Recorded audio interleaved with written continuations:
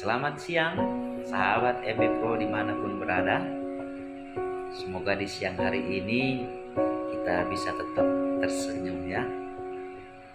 Memang tanpa kita sadari terkadang energi kita bisa habis, terkuras karena memikirkan banyak hal yang tidak bisa kita kendalikan.